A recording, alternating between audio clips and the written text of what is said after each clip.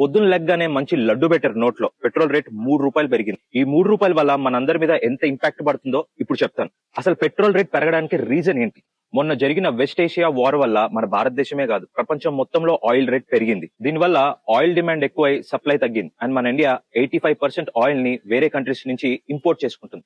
ఈ ప్రాసెస్ వల్లే petrol hikes జరుగుతున్నాయి. ఈ పెట్రోల్ హైక్స్ మన లైఫ్ స్టైల్ ని ఎలా ఇంపాక్ట్ చేస్తుందంటే, ఫస్ట్ ట్రాన్స్పోర్టేషన్ రేట్స్ పెరుగుతాయి. ఒట్టి ట్రావెలింగ్ కే కాదు, మనం తినే కూరగాయలు, పండ్లు, మనం తాగే పాలు నుంచి అన్నిటి మీద రేట్స్ ఇంక్రీజ్ అవుతాయి. పబ్లిక్ ట్రాన్స్పోర్టేషన్ రేట్స్ పెరుగుతాయి. నార్మల్ పెట్రోల్ రేట్ ఉన్నప్పుడే ఊబర్, ర్యాపిడో వాడు మనల్ని ఫుట్బాల్ ఆడుకున్నాడు. ఇంక ఇప్పుడు ఆ దేవుడికే తెలియాలి.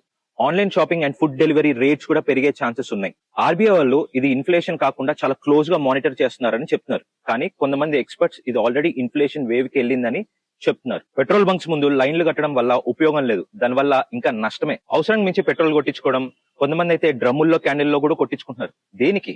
తాగుతావా, స్నానం చేస్తావా? దానివల్ల నిజంగా అవసరం ఉన్నోడికి చాలా ఇబ్బంది, ఎమర్జెన్సీలో ఉన్నోడికి ఇబ్బంది, అంబులెన్స్లకి, మనకి ఫుడ్ తెచ్చే ట్రక్స్ కి, వాటికి అన్నిటికీ ఇబ్బంది అవుతుంది. ఆలోచించు, అన్ని నాకే కావాలి, అన్ని ఫస్ట్ నాకే కావాలి అనుకున్నప్పుడు ఈ కంట్రీ కూడా నీదే. రెస్పాన్సిబుల్ గా యాక్ట్ చేయి. గుర్తుపెట్టుకో, నా పేరు ఏజే.